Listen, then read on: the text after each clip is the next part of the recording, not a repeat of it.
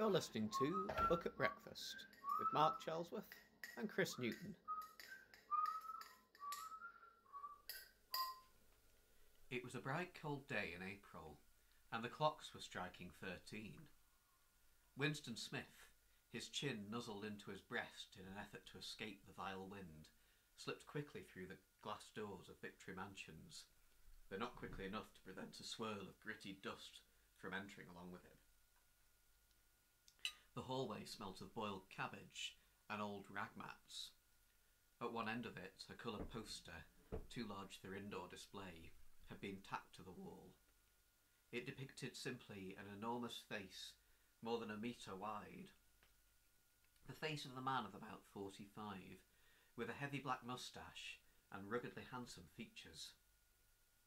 Winston made for the stairs. It was no use trying the lift. Even at the best of the times it was seldom working, and at present the electric current was cut off during daylight hours.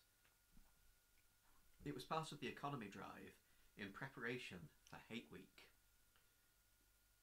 The flat was 7 flights up, and Winston, who was 39 and had a varicose ulcer under his right ankle, went slowly, resting several times on the way. On each landing opposite the lift shaft, the poster with the enormous face gazed from the wall. It was one of those pictures which are so contrived that the eyes follow you when you move. Big Brother is watching you, the caption beneath it ran. That was, of course, from 1984 by George Orwell. And that's the book. What's the breakfast, Chris?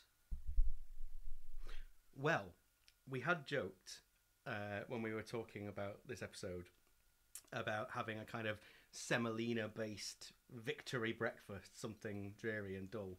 But as you might have gathered from the fact that we have a podcast that's basically about food and books, you know, that we're foodies and we take a great deal of pleasure and enjoyment in eating and cooking, and I suspect Orwell was the same, because simply because of the level of detail he goes into, like the boiled cabbage and the Victory gin and the greasy coffee, and it's very telling that in his dystopia the food is so dreadful as well as everything else, and I thought rather actually than having a bland Orwellian breakfast, we should have something that was defiant,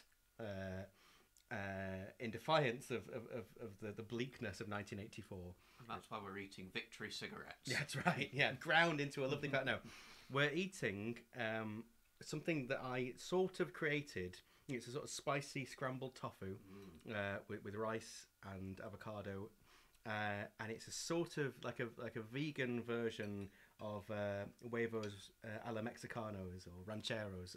And I sort of stole the idea for this dish. A minute ago you said you created Well, it. We could get into this conversation about literature and where the line between theft and creativity lies. We'll get Aldous Huxley in and see what he's got to say about dystopian literature. There is a cafe and a bar in Glasgow that we often frequent called the 13th Note. And it's a vegan cafe upstairs, gig venue downstairs. We've been many times. And one morning there I had this gorgeous dish, and they called it Wave Nose Mexicanos, and it was spicy scrambled tofu with wraps and rice. And so I don't know what their recipe was, but I've gone to great lengths to recreate this dish over the last few years. I think I've come up with the perfect recipe. So it's like hearing a folk song then in like a foreign country. Yeah. And then singing your own version of it from memory that might actually be completely different to the real song. That's exactly it, yeah.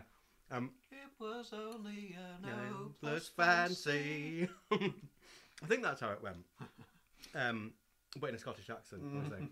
But yeah, I've kind of borrowed my scrambled tofu technique from the Happy Pear, because for years I gave up trying to mash it and whatnot. A few years ago I realised the best way is just to give your hands a good wash and just crumble it straight in. Although press it first, that's important, because if it's soggy you'll get mushy tofu. You don't want that. You want it to be pressed so it's nice and dry. Then when you cook it, it'll go sort of fluffy on the inside, crispy on the outside. It's perfect. I think tofu is one of those things that if people don't cook it the right way, they have a certain opinion about it. Yeah, Their tofu experience has been a bad one, and if it's been kind of soggy and a little bit crispy on the outside and flavourless and soft in the middle, it can completely put you off for life. But it can be the most beautiful thing. Send them my way. Yeah. So send them to Newton.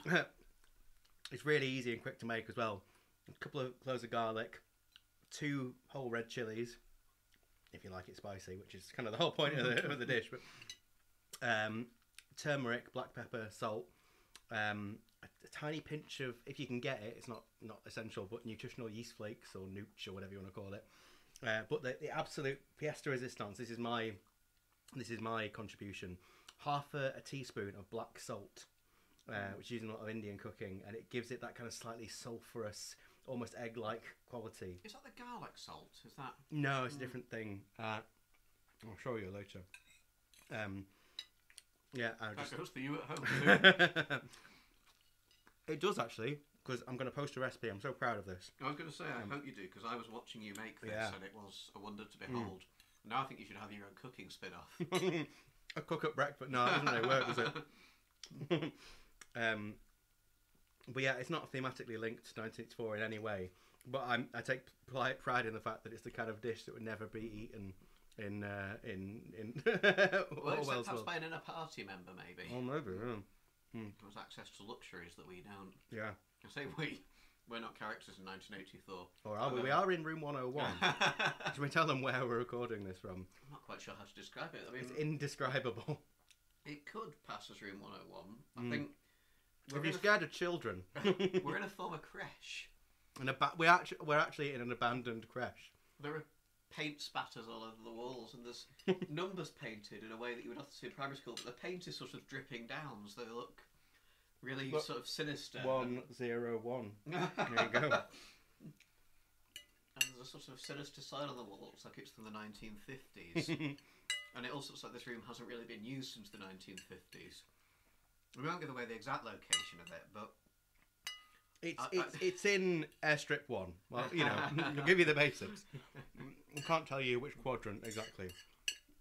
I don't think Orwell ever uses the word quadrant. It just sounded to me a bit bleak. But, Mr. Charrington says we can come here anytime we want. Anyway, eat all the breakfast you want.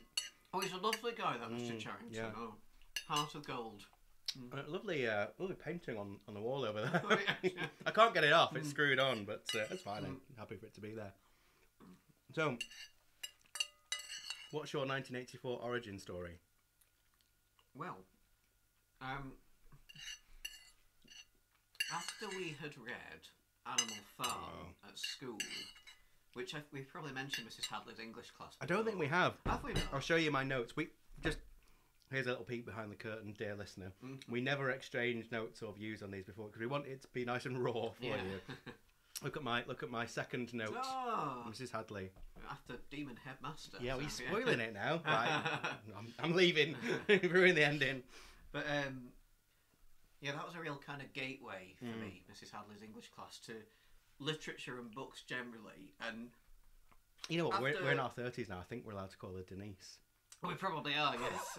But after a year when it seemed like the love of literature was suffocated for reasons that I won't quite go into, it seemed magical to have this teacher who seemed to have a real passion for the books we were reading and picked books that would engage with us and did the voices as well. Yeah. And after we'd read Animal Farm, it kind of stayed with me.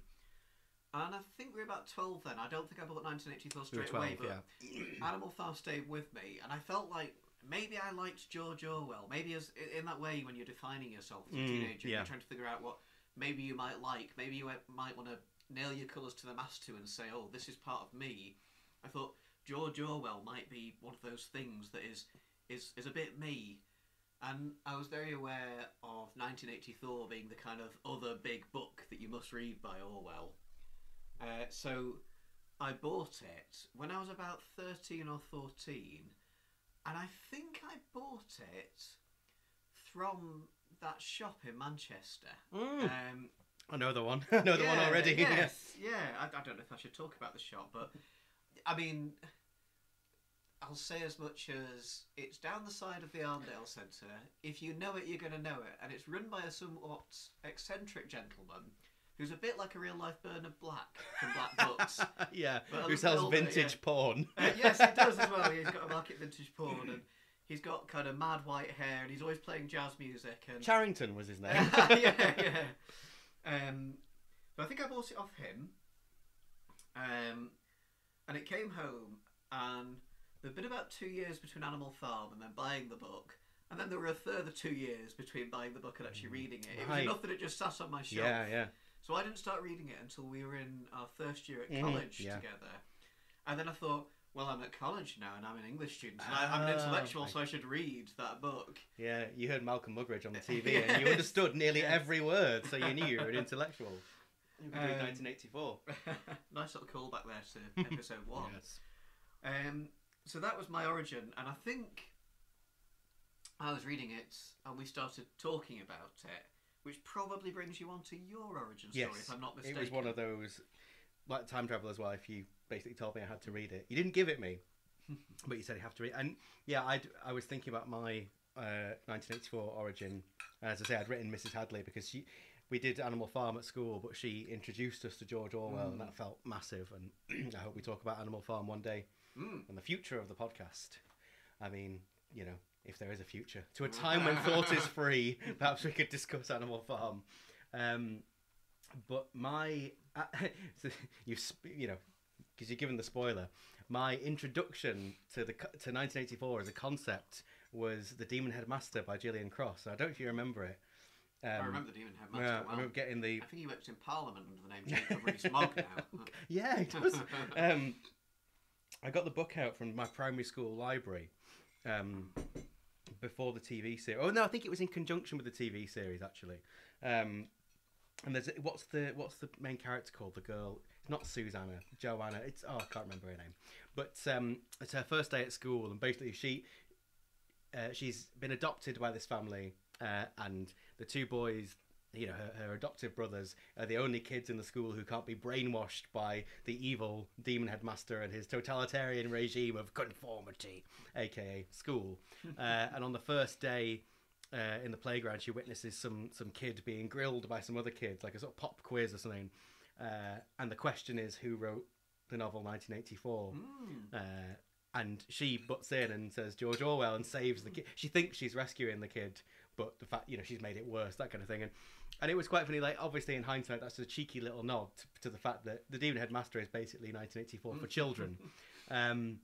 But ever since I first read that and then saw it in the TV version, I held 1984 in this esteem that it must be this great and yet also incredibly sinister book. And also because it was kind of bound up with Terence Hardiman, I couldn't. When I did read 1984, those eyes on the poster that seem to follow you as you walk around, I saw them as Terence Hardiman's evil hypnotic eyes from The Demon Headmaster. But yeah, so that was when I first heard of it, and then obviously doing Animal Farm at secondary school. But then yeah, we were in our first year at college, and you were reading it, and he was like, "Yo, you've got to read this book." And I think because you were about halfway through, so you couldn't lend me your copy, but you wanted me to read it so we could discuss it together. And I bought it from Windmill Books in Lytham. I think one day we'll have to do an episode just on bookshops. Oh yeah, that'd be great. That was one of my favourite bookshops of all time. Sadly, no longer there.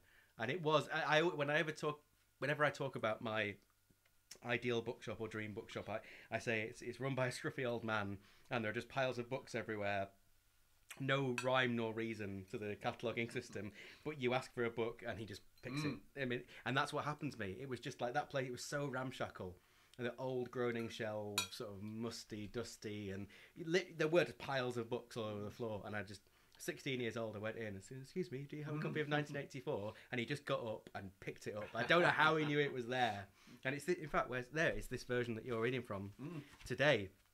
And it's the book of the year, now the film of the year. It's a movie tie-in one with John Hurt as Winston on the cover. And yeah, it's gorgeous. It's so, yeah, well thumbed. I love this book. And so because we were reading it so much when we were at college, because we were reading it while we were at college, I read a lot of it on the bus to and from Preston, Preston. Sorry to any Prestonians. I love Preston, leave it alone. Down and out in London and Preston. But you go through some nice field between Kirkham and Preston, and in my head, because I guess it would have been spring or summer, the Golden Country section. We'll come to that later, but in my head I was looking out at these sort of lovely yellow fields at the time, and that was the Golden Country in my head. So it's not just bound up with college, it's also sort of bound up with the bus journey between what was the bus? 68 between Blackpool and Preston, and going through those fields. And so many things from that era are bound with that bus journey. Music especially, but I think especially a novel that's so bleak and oppressive. It sounds a bit trite, but if you're on a bus going through the countryside, you look out the window and think, my God, isn't it wonderful that I'm here? And it really makes you appreciative of all the beauty around you, because it's such a grim. I guess one of the things to address here is college was a time for us where we were kind of forming our personalities. Yeah. And we were kind of hyper left-wing and liberal. we still are, really. Yeah. In a very sort of wearing it on your sleeve sort of way. Yeah. I definitely felt when I first read this book, and then when we were we were comparing thoughts on it, and I really felt like we'd arrived. Yes, I felt like it's sort of like what you were saying about school, about I think George Orwell's an author that I like. I remember reading this thing. Yes, I know what I believe now. Yes. You felt really sure in a way that I don't feel remotely sure at all anymore. No. Well, I feel sure that I still believe in those absolutely. liberal values. Yeah. But one thing we were just touching on, which I want to address as the kind of elephant in the room, is that I think up until that point, Orwell was always a figure of the left and always associated with socialism and would always lean toward liberal values. And recently I was reading an article about the Manic Street Preachers' latest album, which has a track called Orwellian on it. And the well-known journalist Simon Price, who's kind of been a long-term ally of the Manics and always writes in-depth kind of critiques of their records, and I think he wrote the official biography of them back in the 90s as well, but he was talking about the changing use of the phrase Orwellian, and how it's sort of there is a faction of the alt-right that has claimed kind of things about the thought police, to quote Daryl from Peep Show, and I it's like that refute that. I don't think Orwell ever intended that, and I think he would be horrified, so I just kind of wanted to get that. It's like for me, like with V for Vendetta, and like that mask, and that even like the V symbol, and it's really interesting that we were talking just before we hit record. We're all the best bits of the conversation are that that's a lot of figures from when we were younger that seemed kind of that you would assume would be quite left wing in a sort of because they were anti-authority. Like a good example, I don't think this. I'm sure this doesn't apply to the rest of the band, but the drummer from System of a Down is a Trump supporter, which really surprised me, because back in the day they were, their albums Hypnotise and Mesmerizer I loved back in the day, and they were sort of very anti-Bush and anti the Iraq War. And so I just thought of them as this incredibly left-wing band, and I think the others are. I think that's one of the reasons why they're not gigging anymore, because they don't get on because of that. I don't know if they don't get on, but they can't mesh politically. But it's interesting, isn't it, how anti-authoritarian can go one way or the other. Yeah. Like without wanting to get like too deeply into personal politics. Like I know, like Orwell was very much a socialist, and like I kind of think of myself as an anarchist because I believe in collective responsibility and people as communities looking after each other and looking out for, the in inverted commas weaker members of society, or believe in equality, and yet a lot of the sort of where does liberalism become libertarianism, and that idea that a lot of people who are anti-authority in that sort of what now you would call an alt-right way sort of believe in kind of just basically being really selfish. Yes. People who want a right not to wear a mask, or a right to carry a gun, or a right to, have no sense of social responsibility. Yeah. It's shocking, isn't it? And I just kind of wanted to address that and say that isn't our reading of the book, and it's not the angle of it that we see in that. And that anything, even the kind of most clear-cut seeming text that seems to have the most clear-cut message, is open to what I see as misinterpretation. Yeah, but that, it's all about applicability, isn't it? And on the one hand, that's what's so great about art and literature. But on the other hand, that there are white supremacist readings of Lord of the Rings. Really? Yeah, Oh, I my mean, word. and they're morons, and I could explain in great detail why they're incorrect. Maybe we will touch on that at some I think point. we might have to. But anyway, back to 1984. On a lighter note, I would just like to say, I'd just like to point out that this episode is a first of sorts. Now, every episode is a first, unless one day we like a book so much we do it twice. I don't think that's beyond the realms of possibility. No, I don't think it is. You mean like we'd have a book at breakfast and a book at second breakfast? I wonder what book that would be. I can't imagine. Anyway, so we've known each other for a very long time, but we became sort of very close friends when we were at high school together because we both discovered we liked an album called Six by a band called Manson. And I won't go off on a mad tangent about that because we would be here all morning. But it's an episode. It's arguable whether it's a book or not. Well, it isn't a book, but the reason showing my age here, my dad and I used to rent CDs from the local library. Oh yes, yeah. And then take them home and tape them. So sometimes you'd pick an album based solely on the cover art, and Six has the most beautiful cover art. Max? I actually don't know. I think it's called the name of the guy Max who does Schindler. Right. Oh, that's I should know because I emailed him once to tell him how much I loved it.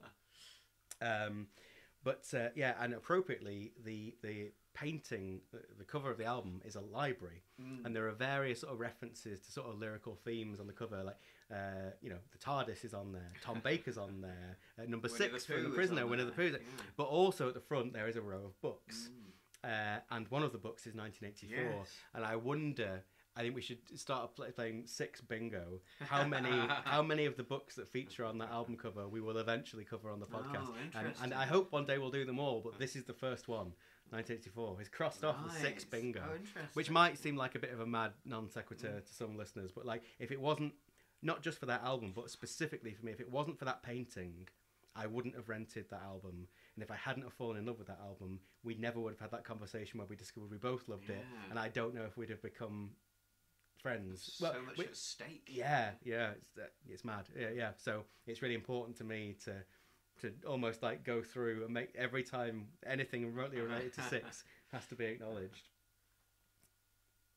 But it's interesting actually because the album is called. I said I wouldn't go on about it, but the album is called Six, and there are various reasons or interpretations to why it's called Six. There's a Winnie the Pooh an A.A. Milne reference. Now we are six, but also there's the Prisoner reference, and it's interesting because a lot of the things on the cover are specific references, but off the top of my head there aren't any in the lyrics. There aren't any specific references to 1984 that I can remember. No, but it's not an adaptation of 1984, but I couldn't help myself thinking when I was re-listening to this that The Prisoner almost does seem like its own weird, quirky adaptation of 1984. And that's so what we probably wouldn't discuss it in the adaptation section. Because No. But it does seem like Patrick McGowan took that and applied it to 60s values massively, and 60s kind of aesthetics. Well, and did his own version of it, and it struck me how much Prisoner there is in 1984. And it only struck me this time around, and like the themes of identity and conformity are so central to Six as a concept album. And it was when I was rereading 1984 in preparation for this episode, because like with Time Traveler's Wife, I always said this is one of my favourite books of all time, and I'd only ever read it once when I was 16, and I was a bit nervous of rereading. I think I never said it out loud, but I think on some level I feared it might not have been as good as I remembered. Because being 16 and becoming sort of politically aware, and it's worth mentioning that we were studying like English literature at the time as well. So like it's overload of everything, and you're feeling a bit smart, and you're feeling a bit. And I remember just loving this book so much. And when I started rereading it, it just blew me away. It's so good. It's for such a grim and bleak book. It's so beautifully written. Even the incredibly harrowing bits of it are kind of mesmerising in their beauty and their detail and the richness of the descriptions. It is incredible. It's kind of hypnotic. The praise Yes. is. Yeah, that's the Terence Hardiman's eyes hypnotising Yeah. you. But there's certain bits at the end I was where thinking of the end. where I think. O'Brien is torturing him. Yeah. But some of it's I think philosophically it's really interesting, his point about that, you know, when he says oh, I know what you're thinking, I look so old to you. Yes. But his point, like, yeah, well, I as a man, a weak mortal, will wither and die, but if I eradicate my personality and just become a member of the party, and the party is forever, you've achieved a kind of immortality. Yes. And it kind of, I thought, oh my god, it's a bit like The Prisoner and The Village, and you're a number rather than and there was a connection there that I'd never quite made before. And it also makes me think, for the opposite reason of V for Vendetta, if ideas are bulletproof. Exactly, yeah. You know, and there is, I was kind of horrified reading it. It was like, you know, there's a lot of, not sense, but there's a lot of logic to what O'Brien's saying. Not that I agree with any of it, but like when I read it as a teenager, it was just like, he is the man. And that is, but there was like we said, there's a lot of nuance in here that was lost on me first time round. But unusually, this is the 4th episode so far, and with the last 3, I'd sort of heavily annotated my paperbacks and made notes, and you can see I started, you know. I can't believe you could annotate the book. No, well, you raise an interesting point. I bought a brand new version of this book solely to annotate, so I didn't have to touch the precious book. But then I looked at the new one, and it was so beautiful and pristine. And then I saw this, and it's, you know, it was old when I bought it, and it's so sort of, you know, creased and well thumbed. I thought, you know what, this deserves to be annotated. And a lot of the books I had around that time, because I was an English student, A-level student, they are like Pencil Frankenstein. marks They're all, margin. yeah. Simon Armitage, Caroline Duffy. They're all annotated in pencil. I thought, I'm going to do what I never did then. So you can see I've started to annotate it, but the problem is, I was basically underlining every line because it's also fantastically written. And so I've got no notes in the sense that, and we were discussing this the other day, like how wonderfully, like how many pages is this? Fairly small print, but 200. Well, if you don't count the appendix, 256 pages. And Orwell, but there's so much in it. He's created an entire society and an entire world. Yes, Orwell is it's so almost like a economical. fantasy novel. Yeah, it really is. Yeah, I mean, even like Tolkien or George Yeah, R. R. that's Martin, what I you've was got the thinking, appendix yeah. and the rules of the world. He's created a language of sorts. He's written an entire textbook. He's written anti-Elvish, but he's so economical with words that there's so, you know, a lesser writer would have told this story in 1,000 pages, but he gives you everything you need. And I think for that reason, I thought I stopped underlining passages, because I thought, you know what, you could open this book on any page, not that one, come back to that one later, and you could pick a sentence or a paragraph, and you could have an hour-long discussion about everything contained in that, you know. So strap yourselves in. Yeah. My eyes fell upon a random word as if to illustrate my point, and it was Bumstead. Bumstead, roared the voice. 2713 Bumstead, J. Let fall that piece of bread. I tell you what, though, the page I opened it on randomly when I was saying you could discuss any page. I opened it on Goldstein's book, which that was the one part when I was 16. I remember wanting that bit to be over. I found it incredibly boring. And look at how tiny the text is. And at one point, he even torments you by repeating Yes! the start of chapter 1. Yes! You get the same exact bit of text It's hilarious. twice. And you know what? And I thought, I wonder if I'll appreciate it more this time round. Now that we're grown up, but I can't say that I did. And you even get when he starts to read it to Julia, you get, she was lying on her side, naked from the waist upwards, her cheek pillowed on her hand, and one dark lock tumbling across her eyes. Her breast rose and fell slowly and regularly. Julia? No answer. Julia, are you awake? No answer. She was asleep. He shut the book, put it carefully on the floor, laid down, and pulled the coverlet over both of them. Like, yeah, the readers are asleep You too. almost wonder if there's an element of self-parody there. Definitely. But then it does kind of work, because when it turns out That O'Brien O'Brien's has written it. Well, no individual. And writer, but he yeah. basically says it's just confirming the ideas you already know. Yeah, and he says, because I remember like reading this thinking, I get it, but this is, you know, all this detail about the dystopia is kind of covered It's all his suspicions earlier on. It's just yeah, and then clarifying them. O'Brien has that line. Did it tell you anything you didn't already know? And he says no. It's so it's so self-aware and like you say, almost parody. But generally, like the prose is absolutely gorgeous, and it's so. That first half is so bleak and oppressive, and like we were just talking about it being like a post-war book, and that idea, the rubble and the bomb sites. When you realize that's the world that Orwell was writing it in, and no wonder, that he imagined the future would be like that too. A boot stamping on a human face forever, and then when you get to, I know it isn't technically the Golden Country. That's something from a dream or a memory or But when he goes into the countryside with Julia, you feel like you can breathe suddenly. Yes. I remember reading that the first time. The thrushes singing, it's so joyful. But the bit where Julia hands him the note, and this, on my version, as I say, it's the 1984, appropriately enough, that's the year, not the novel, movie tie-in edition. And on page 97, when Julia hands him the note, and you just see central in italics the words "I love you," and I remember when I first read that, and again rereading it, it's like everything just melts away. It's like sunlight breaking it's through like blows the all the other words clouds. off the And I think, funnily enough, Orwell does do that. There is a little bit of, sorry to sound undergraduate, pathetic fallacy in there, because it starts in winter. Yes, and everything is cold and windy, and the wind is always whipping around, blowing bits of like loose papers and posters flapping in the wind. And then it seems like it becomes spring when he meets Julia, and they go to the Golden Country, and everything seems to bloom into life. And the book has colour, whereas it's been black and white in your vision. That's exactly it. Yeah. And, oh my god! But his dream beforehand, the description of where she takes the sash off, and in that one moment of defiance, like the whole party falls away, and it is so, it is like, I don't know, but I can't remember what I was saying before now. But, I think when he wakes from that dream, again, because it is so, my copy is so heavily annotated, I'm not going to be able to find it now. He wakes from that dream and he says Shakespeare, just while we're being undergraduatey. That he doesn't say. He said that's the word he had in his head was Shakespeare.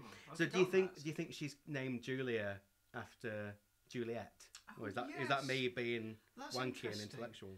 And I must admit, when I read this story when I was 16, to me, because I was sort of young and yearning for romance, though it was as much a love story and a kind of Romeo and Juliet style love story, in terms of star-crossed lovers being wrenched apart by the society they live in, as much as it was a kind of political allegory. Yeah, if you'd have asked me before, I would have said it is a love story. Yeah. But they're not star-crossed. They're not even star-crossed because they don't die. They've got a fate worse than death. Oh, but then the last scene with them, and we're probably jumping ahead there, is unbearable. It is utterly unbearable. It's again, it's that sort of that weird sort of dichotomy, because it's on the one level it's like the bleakest thing ever, but on the other hand it's incredibly beautifully written, and it evokes something in you. I don't know what. Is it resistance, rebellion, defiance? It's not depression, it's not despair, even though it is do you know what I mean? But I found it almost unbearable. Yeah, it is unbearable. The fact that you kind of want them to... It would make more sense if the party had erased all memory of their relationship from them and they just didn't recognise each other. But the fact that they're aware that they had a relationship and they're aware that they betrayed each other, and yet they just seem cold and they don't seem to care enough to... It's the ultimate defeat. It's awful. And it's telling, I think, that the last thing that Winston capitulates to is giving up love. Yeah. Until then he can start to get his head around the party ideals, and he can start to understand and maybe even embrace them. But the very last thing he relinquishes is love. Yeah. Well, what I loved about it was that it is, you know what? Yeah.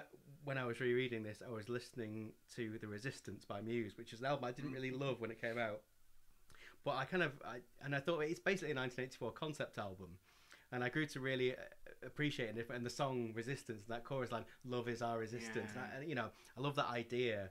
But also, I wondered if there's a sort of parallel to Time Traveller's Wife, and not really, but some of the themes we talked about in that, and Claire's idea of, is it not better to have like one moment of bliss and then just be okay forever? And you could argue that in such a bleak and oppressive and depressing world, most people will never have the freedom and the escape of what Winston and Julia had, albeit for that fleeting summer or however long it is. And you could argue that, but I don't think it stands. No, but and also maybe some of the proles would have that sort of place. I wondered you would that, definitely want to be the proles. You would, you wouldn't want to be a member of the party or living under the party thumb. No. But so here's the question: do you still think it's a love story? Less so than I did when I was a teenager. Yeah, I don't want to say that. And I always feel like I'm betraying my former self. Do it to Mark. But on the one hand, I think you being young and sort of quite wistful and romantic, whereas we're not remotely wistful or romantic now. That's a lie. Yeah. But I don't know, and you wonder if even the word love is kind of basically forbidden. And what does when she sends in that note saying "I love you," what does she mean? Well, Julia has an interesting idea of love, and Julia's an interesting character because one of my slight worries when I first started rereading it was that it sort of jumped out at me that pretty much every woman he mentions there is a scathing description of, and I only realised when Julia came into it that actually no, every other person he mentions there is a scathing description of, apart from maybe O'Brien, who he sort of puts on a platform a little bit. But when Julia comes into it, I was really surprised how she's so sure of herself and she's got such strong ideas and how worldly she is, and she carries tools with her and she's able to fix things and do things that Winston isn't, and she's aware of how to evade the telescreens in the Golden Country, and she can procure items, and she's sexually liberated. And to Julia, that kind of sense of constant rebellion without a kind of purpose of overthrowing the party seems to be enough just to live in the moment. Yeah. And to make love, not just have sex, to do her duty for the party. Yeah. And to drink coffee. Yeah. Is enough just to kind of live the rebellion and live in the moment. So I don't know if it is love. And equally, there is definitely love from Winston for Julia, and yet in his darkest moments in book 3, when he's first in the cells, it says he feels nothing for Julia. Yeah, so that's what he says intellectually. Is he it knows love or is he it loves rebellion? her. I know. And but back to what you were saying earlier about, I mean, it is shocking to me, more shocking now in a way that I really picked up on when I was younger. When he sees her at the at the Haight, he disliked nearly all women, and especially the young and pretty ones. It was always the women, and above all the young ones, who were the most bigoted adherents of the party, the swallowers of slogans, the amateur spies and nosers out of unorthodoxy. And I thought, like, he's terrified of women, and in some ways, like, Winston is like the original incel.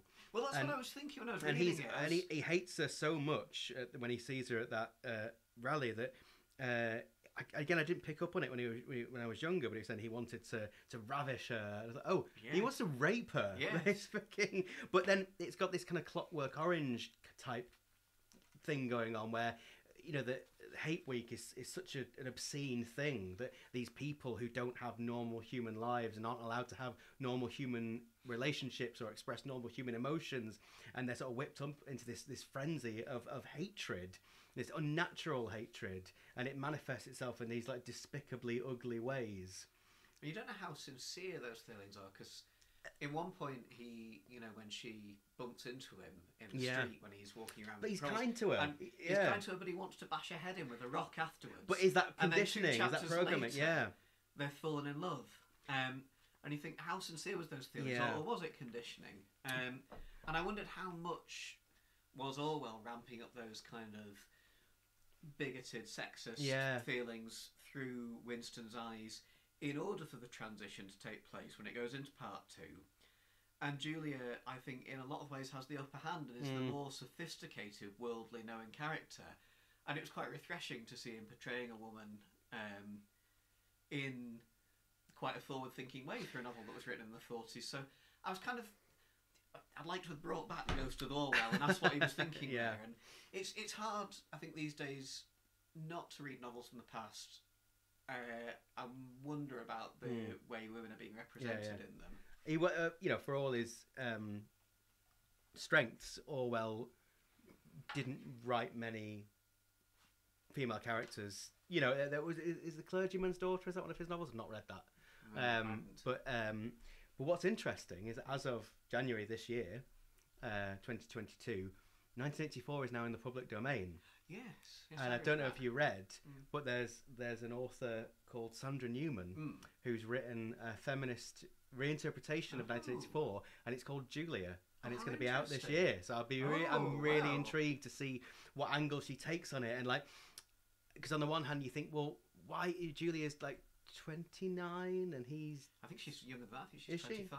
Oh, sorry, yeah. Oh, that's... Yeah. There's about 15 years It's between like, them. she's supposed to be like young and beautiful. And I tell you what's funny, because I was 16 when I read it, and he's described, he's got this limp and he's hacking cough, he's varicose, yeah. And I thought, well, that's probably normal for 39.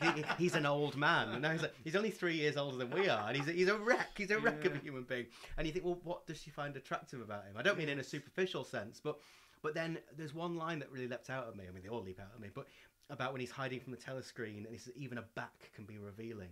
And Winston is a rebel, not in a way that we'd recognise now, because he seems like he's sort of towing the line to such an extent, but the sheer defiance of buying the diary and opening it and writing in it, and he's a thought criminal. He commits thought crime in the first chapter. I think it's the very first chapter. And if a bat can be revealing, and everyone else is such a conformist, and we know what a rebel Julia is, perhaps, you know, because it's difficult to imagine what that world would genuinely be like to live in, that perhaps she can just see from him, like, oh, he is a fellow thought criminal.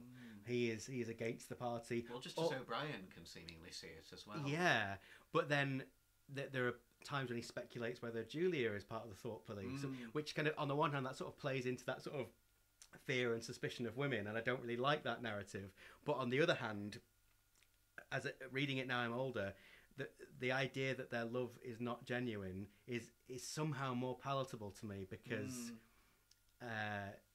he betrays her. Yes.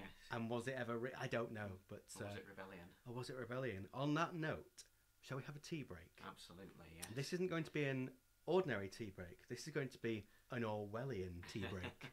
Which doesn't mean it's all bleak and... Oh, I thought we were going to drink and... greasy tea from tin mugs. How do you... If only someone was here to tell us the correct way to make a cup of tea. So, as well as being a wonderful novelist, George Orwell is obviously a man after our own hearts, because he was a tea drinker. A very enthusiastic tea drinker. And I didn't know this until I was researching this episode. I don't know if you had read it before, but Orwell wrote an essay called A Nice Cup of Tea. I had heard it before, and I think I only knew it because of the Cooler Shaker song, There's Drink Tea for the Love of God, which is a wonderful song. A little known classic. and the video features an animated George Orwell narrating the song, even though he's Welsh, but you know. Yes, well, I think it's supposed to be Dylan Thomas. Yes, isn't it, the voice? I think it is supposed George to be. Orwell's face for some reason. Dylan Thomas's voice coming out of George Orwell's mouth. Why not? Anyway, and in this essay, Orwell lists his 11 rules, every one of which he regards as golden.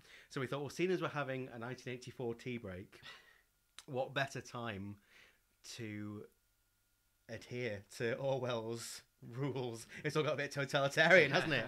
This isn't victory tea. This is something much more beautiful, we hope. We've not actually tried it yet. So yeah, this is live. If we sort of Live cry tea out drinking. in horror, we'll have to pretend it's nice. So number one, first of all, one should use Indian or Ceylon tea. He says anyone who has used that comforting phrase, a nice cup of tea, invariably means Indian tea. So we have got some loose leaf Indian tea.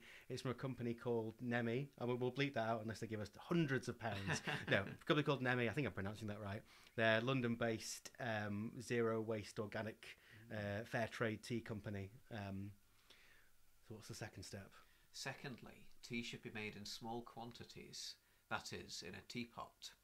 Army tea, made in a cauldron, tastes of grease and whitewash. It's like we were saying earlier in the episode about, you get the impression that a big part of the totalitarian horror for him of his dystopia is the grim food and drink, the victory gin, and sort of like army tea in a cauldron that tastes of grease and whitewash. You imagine that's what Winston drinks. I imagine the coffee tastes like that. Yeah, it's Or sawdust. And... Victory brand tea and coffee, isn't Yeah. it? Everything Victory. There really was a victory pie in the war. There was a recipe for Oh, was victory there? pie. Oh, right. And there's a okay. lot of that in there, the wartime propaganda that he obviously lived Yeah. with. There's sort of, the patriotism and the nationalism that, like, everything's shit, but if you dress it up in sort of proud, patriotic, your duty to the party Yeah. to drink this terrible tea and eat this gruel. I don't think there's any meat in it at all. It And was the tofu. things they can use nationalism to sell as well. Like know. one day they're cutting down the chocolate ration to 20 Oh. days, and the next day they They're raise bringing the it up. chocolate ration Yes, to 20 I know, grams. I know. Isn't Big Brother wonderful for Um, doing this? But I must confess, like, these days, I think we both pretty much just use tea bags to make our tea, as we're Philistines. But So did the podcast. it's been a long time since I bought loose leaf tea and made it in a pot. But today we're doing it. Yes. We're doing it properly. We've We've got still a tea not tried pot. it yet. We're on up to number 2 on Orwell's rules. Thirdly, the pot should be warmed beforehand, which we did. We did. Oh, Fourthly, the tea should be strong. One strong cup of tea is better than 20 weak ones. very true. I agree. Very true. All true tea lovers not only like their tea strong, but like it a little stronger with each year that passes. I think I found that's true. Actually. What's a wonderful idea. Yeah, yeah. And I would say it's true. I think, that I generally like my tea a little milkier than Yeah, you. But in the last couple of years, I have preferred it stronger, and I like it to stew longer and longer. Yeah. And to be honest, I do like my tea a bit stewed. I know you do too stewed for my taste, but when I make us both a brew, I always take my bag out first. But I do like it much stronger these days, and it's quite a boring reason. It comes from making a brew at work, wandering off to do Yes. something, and then getting distracted, doing about 5 different jobs, and leaving the tea longer than I intended. But through that, I guess it's kind of Stockholm syndrome. I've come to quite love the strong tea as a result. But as a result, like I said, I like it warm. I like to drink it warm. I hate cold tea. So as a result of my tea being stronger and therefore it's cooled a little bit more, I found myself adding less and less milk as the years go on. So I like very Nice. strong, very dark tea. And I like that he points out that extra tea rations were given to old age pensioners in the war, as if to prove that old people like their tea stronger. Maybe they need it a bit stronger. And fifthly, the tea should be put straight into the pot. No strainers, muslin bags, or other devices to imprison the tea. I love that. Imprison the tea. If the tea is not loose in the pot, it never infuses properly. So we've got a tea strainer to pour it into the cups with, but we've not tampered with the loose leaves in the pot. Sixthly, one should take the teapot to the kettle and not the other way around. The water should be actually boiling at the moment of impact. I love that it. so action-packed. Yes, it is, yeah. Who would have thought you could describe making a cup of tea in such exciting terms? But Orwell's done it. Seventhly, after making the tea, one should stir it, or better, give the pot a good shake. I don't know what the hell he's on about. I didn't dare. Bear in mind that the water was boiling at the point of impact. I wasn't about to shake it all over myself. No. Perhaps he had a teapot with a. Well, yes, you do get those little sort of caps that go over But the what top about the of them. spout? Yes. I don't know. I mean, was he putting his hand over the top? Did he have a permanent red mark on his Yeah, hand where it maybe. was burned from shaking the tea? Yeah. Eighthly, one should drink out of the good breakfast cup. Well, this is a book of breakfast. We've got Well, breakfast of cups, course, mark yeah. my word.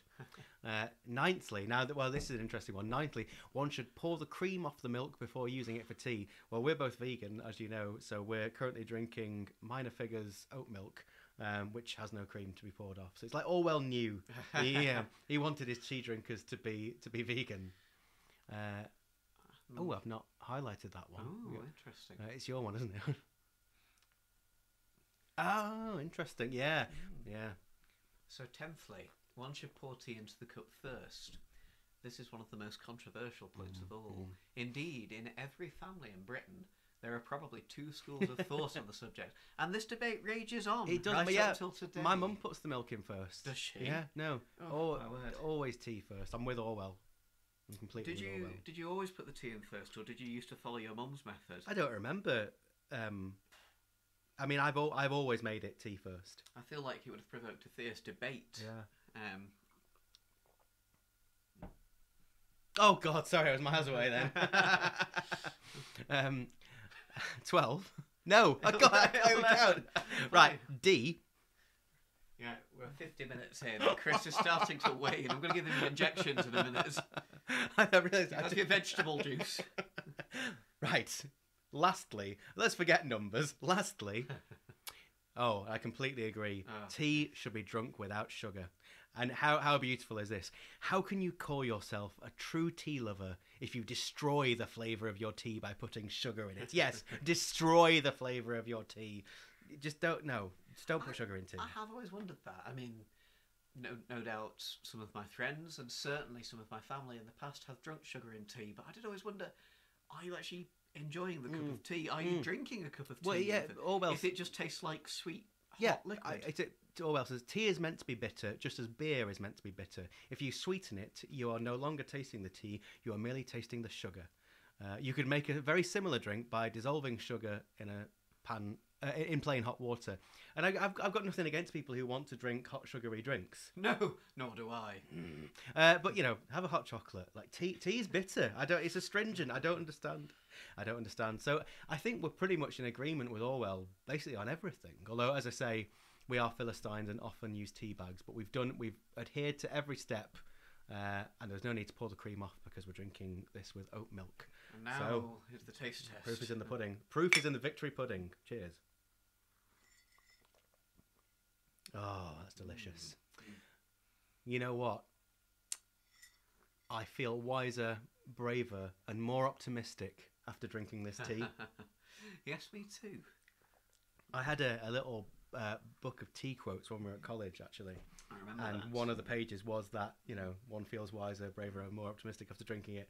In fact, I probably read that quote before I'd read 1984. I actually read that quote before you even knew who George Orwell was. How long had you owned that book? Oh, I think it was post Animal Farm. Okay. But we had in the Book of Sins, a book that we co-wrote. Coming to shelves near you soon. I stole the line. I don't know if you ever noticed. Mr. Harrison has a cup of tea, and he felt wiser, braver, and more optimistic. That was just purely taking that page from my little tea book. Oh, that is good tea. That's really good tea. Yeah. I never had a bad cup of tea on this podcast, but No, will that be an earth-shattering moment when we do have the first bad cup of tea? I wouldn't let that. I wouldn't let the public hear that. I'd put that straight in the memory hole and obliterate it. Do you remember when we were at school? We had a friend called David Morphy. Hi, David, who's almost certainly not listening to this. You never know. And one day he wasn't there, and we had a do you know what I'm going to say? Well, no, I'm just kind of thinking that in light of the book we've been reading where people disappear. Yeah. He is alive and well. How do you know? I've not seen him for like 4 years. Well, that's true. That school reunion, the ill-fated school reunion. I say that like something bad happened. David, we hope you're well and we're praying for you. But in these uncertain Orwellian times, we didn't know where he was, and we had this weird supply teacher in one of our lessons. Oh yes. And we said, "Sir, where's David?" And he just looked up with this mischievous grin and said, "I don't know. Maybe he's been vaporized." And we thought that was quite bizarre. Yes. And to the point where we kind of mythologized the supply. We never saw him since. Maybe he was vaporized. We never saw him again. And so we used to draw cartoons of him in a lycra supervillain outfit with a sort of ray gun. And we called him the Vaporizer. But it only occurs to me now that he was probably making a 1984 Yes, he reference. probably was, because it really jumped out at me again reading it this time that they do say vaporised in that context, and I couldn't quite take it seriously. No, I know. Oh, the subject should not quite take it seriously. Although I take it very seriously indeed. I half reread this and half listened, and the audiobook version, I guess we're getting to that point in the episode now where we have to talk about adaptation, so I may as well. The version I listened to was an excellent audiobook narrated by Stephen Fry, and he does a brilliant job of it. And it was a double one actually with Animal Farm and 1984, which I haven't listened to Animal Farm yet, but really looking forward to it. But whenever Stephen Fry does the voice, that comes through the telescreen, for example, Smith. All I could think was that the Blackadder Christmas Carol episode with the "What news of the foul Myrmidons?" But that's my problem. You listened to a different version, didn't you? Yeah, I actually listened to a version on YouTube by somebody called Steve Parker, And I was kind of I was looking around for different versions of this, and there were several to choose from. And kind of at random, I picked this one because it had a nice painting that they've used as a still image for the YouTube video. And I'm so glad I did, because it is absolutely brilliant. Steve Parker has done a complete cast recording of the book, where I think with a little bit of help, he's got a few people doing different voices, but most of them are him. And what an intense and vibrant reading of the book. I want to kind of give a shout out to Steve Parker. If anyone's listening to this and wants to listen to the book again, I would thoroughly recommend that you listen to the Steve Parker version on YouTube and tip into his Patreon, because I think he's doing this out of the goodness of his heart. That's amazing. I mean, you played me a snippet just before we were recording. It sounded amazing. Oh, O'Brien's voice was fantastic. It's the fourth time I remember experiencing 1984 in a different format. There's the book, the film, I've seen a stage play of it, and now this audiobook of it. Where's the stage play? I think that was actually at the Duke's Theatre in Lancaster. Really? Oh, wow, yeah. I bet that was amazing. Yes, and I had a feeling I'd been with you, but no, seemingly not, as you don't remember it. No. It went in the memory hole. But what I often do with these books is, if it's something I've read a long time ago, rather than rereading the book, because I want to be reading a new book, I tend to listen to an audiobook. Yeah. And thank you, Steve Parker. It was a wonderful version, and you took me on a journey, and you captivated me, and I was so kind of hooked into what an incredibly high-quality recording of this it was for somebody that's essentially doing this for free on YouTube. So a little round of I've not applause. heard it, but I'm gonna. Well, Yeah. for the Well, snippet you I heard, should, yeah. you know. No, I'm gonna listen. Yeah. Like I've just finished it, but I'm gonna listen again. Honestly. So, what do you think of the film? You know, it's interesting. I think we hinted at this before, and we probably disagreed slightly. I really like the film, and you couldn't think of a better person to play Winston Smith than John Hurt. Or could you? And yet, to me, it's impossible to put the ideas of this book into a 2-hour film. And I couldn't help, I'm sorry to say, being a little bit disappointed by the film, just because it seemed like there was so much of it missing to me, so much of its essence. But that's not to say that it's a bad film. Far from it. It is a great film, and I really enjoyed it for what it was. But it didn't quite come close to capturing the book for me. And maybe it's one of the things that would work better as a serialised TV. Yeah, maybe Stephen production. Moffat could do it. Well, yeah. Was that what you thought having first viewed it, or is that a hindsight? Have you watched it recently? No, the last time I watched it was with you. Really? Oh, no. About 10, 15 years ago. Wow. And I like it very much. But I guess it's one of those things that my opinion of the book is so big that it kind of feels impossible to fill the kind of the space, the emotional space I have for that. So it's a very good film, and I really like it. The soundtrack is incredible. Yes, it does have a great soundtrack. It's weird, actually. Sorry, because you're nearer the pot. Would you mind pouring me another cup of this delicious tea? Not at all.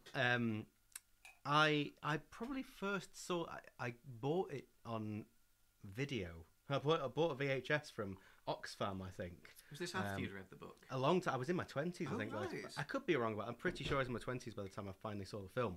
Now, I have to confess a certain bias in a way, because half the battle when you watch an adaptation of anything is, oh, that's not how I imagined them to look.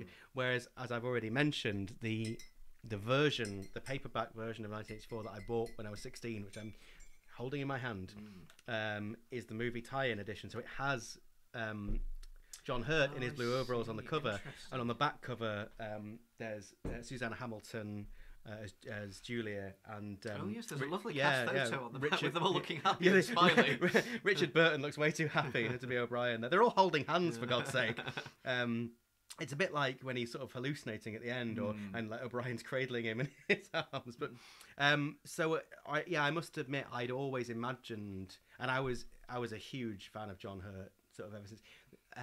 It was a film. It's really obscure, and I don't know why, 'cause it shouldn't be. It's called All the Little Animals, and it stars John Hurt and Christian Bale, who both. Well, John Hurt already was massive, and Christian Bale went on to be massive. But yeah, that was one of my favourite films when I was younger. You know what that film is? It's about roadkill. It is about Sorry, this is a roadkill. random little aside, but I remember Chris telling me about this film in such high esteem when we were teenagers. And I was trying to search it out, and it was in a kind of pre-internet time. Of course, yeah. Or pre yeah. everyone having easily available Yeah. access to the internet. And then I saw that it was on TV one night, and I read the listing in the Radio Times, and you said to me, "Oh, so you know what it's about then?" And I went, "It's about roadkill," which is like about the most reductive reading of that film when you've actually seen it.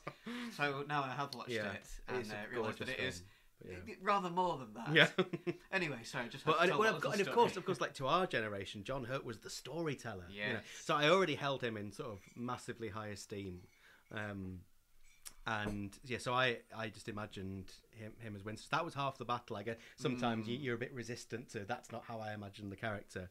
But I thought it was about as perfect an adaptation as you could feasibly create. So, but I don't disagree with you, because I think there's so much of it is internal. Like we're talking about Adrian Mole. It's a very, very different book to Adrian Mole, but so much of it is Winston's sort of internal monologue. I know it's not first person, but no, I think like if you're going to make a film of 1984, that's about as perfect as it could be. And I watched it last week again for the first time in about 10 years.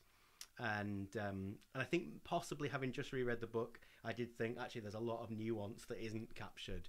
But it struck me how influential I think that film has been. A lot of stuff, like modern stuff, like even sort of Shane Meadows stuff and things like Possum, Matt Holness, like sort of more modern sort of bleakness. I think owes a debt to that film. But for me, I think the music's gorgeous. It's Eurythmics, isn't it? Oh, it's Dave Stewart. Yeah, Is Annie Lennox on it? She's credited as Oh, I right, don't okay. remember there being any vocals, but I don't know I don't know if she's involved with the orchestration or the Yeah. composition. I'm not entirely sure, but That yeah, she's wouldn't surprise credited. me. Yeah. She's very talented. Oh, Fantastic dress sense, but again, I love her Into the West, but anyway, yes, enough yeah. of that. But the for where the film falls for me, and it couldn't succeed really, but it falls at the final hurdle. I think it's basically as perfect as an adaptation could be, but that last scene in the cafe. In fact, we haven't done much quoting, as I said, because like I just sit here and read the entire book. Under the spreading chestnut tree, my word. I sold you and you sold me. But we have that ending. He gazed up at the enormous face. 40 years it had taken him to learn what kind of smile was hidden beneath the dark moustache. Oh, cruel, needless misunderstanding. Oh, stubborn, self-willed exile from the loving breast. 2 gin-scented tears trickled down the sides of his nose. But it was all right. Everything was all right. The struggle was finished. He had won the victory over himself. He loved Big Brother. What an ending. I've got goosebumps. Yeah. Wow. But you can't put that on screen. No. And what you have is John Hurt's Winston sat in the cafe with his gin, and he's crying, and you can see the announcement on the telescreen, and he just says, "I love you." But I genuinely think if you hadn't read the book and you watched the film, I don't think you'd understand the betrayal in his own heart of Julia, and I think you would believe he was saying "I love you" about Julia. Like, I know that they admit that they betrayed each other and they seemingly don't feel everything, but you might think, oh, are they behaving that way for the telescreens? Whereas in the book there is no ambiguity. He is a broken man. He has been crushed, or rather, from in O'Brien's philosophy, he's become more than a man. He's immortal. He's part of the party now. And God, that scene, if you are a man, you are the last man. And when he strips him and shows him his reflection and how broken he is. Monstrous. Yeah. You can't bear to behold this himself. is humanity. Oh God, and the way he says, does Big Brother exist? He is an embodiment of the party. Yeah. Yes, but does he exist in the way I exist? And O'Brien says, you do not exist. Jesus. Those chapters in part 3 with O'Brien are a masterwork. They are terrifying, Unbelievable, but somehow weirdly sumptuous as well. And I think that was one of the areas that the film lacked to me. Yeah. I feel that the film is an incredibly good representation of Book 1. It really well captures that dystopian society. And I remember feeling like it sort of gets half of Book 2, but it doesn't quite have the sense of release and the sense of optimism you feel in Book 2, because when I first read this book, I thought, oh, it's going to be about crushing the party and Big I Brother. know. And Well- the sense of optimism you get, and he gets the book, and you think he's going to join the Yes, Brotherhood. yeah. And when you first read it, O'Brien seems like this kind of I know. Gandalf, Yeah, mystical yeah. figure. And then the sort of sense of crushing disappointment. And I didn't feel like there was enough emphasis on the second book in the film to justify how much the third part crushes you. And I think it does actually get the third part pretty spot on in the film. Well, could we say But- aesthetically? Yeah. Room 101 and the torture that is so well done. In fact, we haven't really talked about Room 101 and what a great concept that is because and Apart it's from the fact that we're in Room 101. well exactly yeah and I think that this is something that a lot of writers, and you know, I really like horror, and a lot of horror writers don't often get right, is that fear is so subjective that it's very hard to write something that is objectively scary because and it's all about, you know, the person or the character who's in jeopardy, and like with, I don't particularly find rats scary. If anything, I find them quite cute. I had a pet rat when I was younger, so you just say rats are waiting in this room is not enough to personally scare me in a way, like, you know, but that's not the point. The point of Room 101, well, is that it already makes you imagine it's the thing that you personally fear the most is waiting for you in this room. But also, Orwell's done so much brilliant groundwork in seeding not only Winston's fear of rats, but the fact that it's synonymous with his mother and like his guilt over the thing with the chocolate, and you know, when he, you know, and his terror. It's not even terror; it's irrational. It's a phobia, you know, and his panic and it's palpable, and you know his fear is so real and well realized that's so well written that a lot of people, when they try to do something scary, they don't capture the essence of fear. They just describe something that they think objectively is scary, and it doesn't work, you know. The breathlessness and intensity of that scene with the rats is so real and so terrifying to read. Your heart is racing. You're literally on the edge of the seat, and you can kind of understand how he's pushed to the brink. And even though when he does betray Julia, you don't want that to. You know, you're sort of saying, no, how could you do it, Winston? But you at the same also time, want it to you end for sympathise him. because you want it to end, because it is excruciating to read that part of it. You are in Winston's head in that section. I suppose you're in Winston's head so much through the book, which is another part of Orwell's mastery. And that'll be putting you interesting inside his when we monologue. read Julia to actually presumably get Yes. inside her head. Yes. And do, you know, I can't she wait. says she's betrayed him. Did she betray him? And maybe we will end up discussing that book. Well, in a future I hope so. episodes. Yeah, I mean, it is supposed to be out this year, so Right. we'll see. Can I just say, as an aside, this tea is beautiful, and it's better now because it's brewed even longer in the pot, and it's because I'm older now than when we started this podcast. So obviously, I like my tea a bit stronger. We're just briefly going back to the book, and that idea of when we were younger and thinking that it was a romance and whatnot, and thinking that they're going to fall in love and they're going to join the resistance and they're going to smash the party. But when you're older, and obviously we've already read it and we know how it ends, but it's a tragedy. You know, and is that why he references Shakespeare? And he even says, you know, you're so naive when you're younger and you read it, because from the moment he writes in his diary, he's committed thought crime, and almost nothing else matters at that point, because in his mind he has betrayed the party, and that's what, you know, we are the dead. You are the dead. But did you know that the John Hurt film wasn't the first 1984? They didn't do a cartoon like Lord of No, the Rings, they did didn't do a cartoon. There was a BBC adaptation for television in 1954. Oh wow! And guess who was Winston? Ooh. Guess who? Jimmy Stewart? No. Oh, I think the clue might be in the title. Yeah. Was it Tom Baker?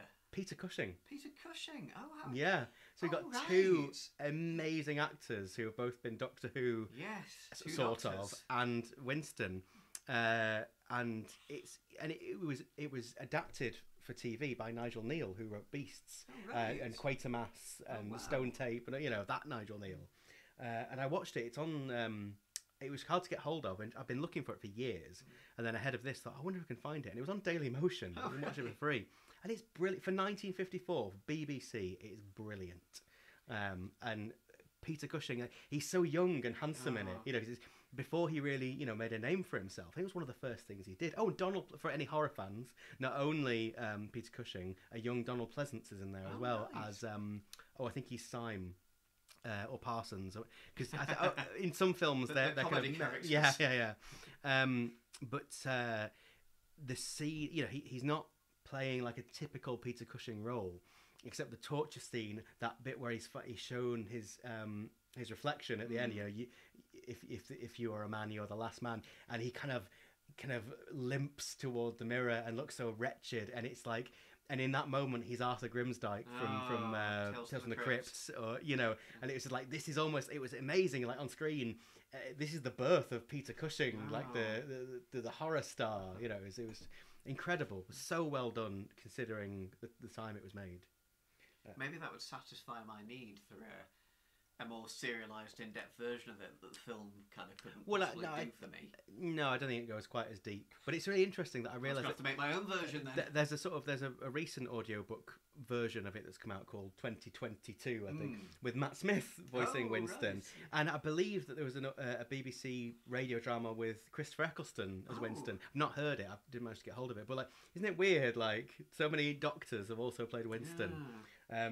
But it feels wrong of me to talk about adaptations of 1984 without mentioning Brazil. Have you seen it? I was thinking of Brazil. Yes, I have. Because I remember when I first watched it, being a bit baffled because I loved it, but I was like, but it's just 1984. And what I would say, like, I think Brazil is to 1984 what Scrooged is to A Christmas Carol. Yes. They're both sort of like over the top 80s version of it. But what I found really interesting during the height of the first lockdown in 2020, I watched it was like a sort of Zoom call thing with it was Neil Gaiman and Guillermo del Toro, who directed Pan's Labyrinth, and they were talking about films that give them hope. And one of Del Toro's picks was Brazil as a film that gave him hope. And I remember thinking, what? It's so depressing. It's so bleak. Now, slight spoiler here for anyone who hasn't seen Brazil, and you really, especially if you enjoy 1984, if enjoy is the right word, you'd love Brazil. So just skip forward 5 minutes. But at the end, it's very similar. The main character, is it Tuttle or Buttle? The whole film revolves around a case of mistaken identity, and even I can't remember which it is. But it's what's his name from Pirates of the Caribbean, and he's in everything. Jonathan Pryce, is that his name? I don't know. But the point is, the main character, who is effectively Winston, has been captured by the party or whoever they are, and he's he's being tortured. And it's crushing. It's heartbreaking because Robert De Niro plays this ridiculous character who's like O'Brien as he should have been almost. Let's say he is the resistance, and then Robert De Niro's character comes and rescues him, and they escape to what is effectively the Golden Country, and it's wonderful and it's so uplifting. And then it suddenly just cuts. And you realise he's and they're looking at him, and he's still in the torture chamber, glazed expression on his face, and whoever it is it Jim Broadbent or whoever it is that's torturing him? No, but someone, he just says he's gone. And when I watched that as a teenager, I just thought it was the bleakest thing ever, and I've not seen it again for a decade. But when Guillermo del Toro said that, I thought, how could you think of that as a hopeful ending?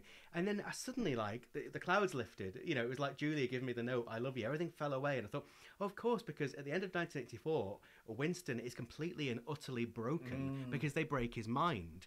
And even though the main character in Brazil is sort of captured and imprisoned, like, his thought is free. And in his imagination, he's escaped, and it's almost like a love letter to literature, like we were just talking on the tea break about escaping into books, Freedom of and imagination. Absolutely. And I thought, you know what, in that respect, it is a hopeful film because it's saying despite your surroundings, despite the reality, like we have thought is free. It wouldn't be my go-to hopeful No, film, God, but God, if mine he was neither. talking about it specifically in relation to 1984. But then I'd never thought about it that explicitly before. That actually, the massive difference in the endings, that Winston is broken because he doesn't have the imagination to free himself. Incredible. And we've talked a fair bit about music in this episode. And whilst I was rereading and re-listening in preparation for this, I've made a 1984 playlist, which you can all enjoy. I'll put a link in the episode description so you can check out my 1984 playlist. Got some Eurythmics on there. Have a glass of gin at the ready. So the gin-scented tears can trickle down your face. Well, funnily enough, one of the songs on my 1984 playlist is by Discord, my band, and we've got a song called Victory Gin, and the working title was Gin-Scented Tears. But I thought, that's probably a bit too much, isn't it? I feel like we've barely got started. I've got so much more to say about 1984, but had we but whirled it up in time, we haven't. No. So, so next month it's my birthday. Yes, it is. And we've been in this bleak, oppressive, dystopian world of 1984. So I'm going to cheer things up a bit with a bit of Douglas Adams.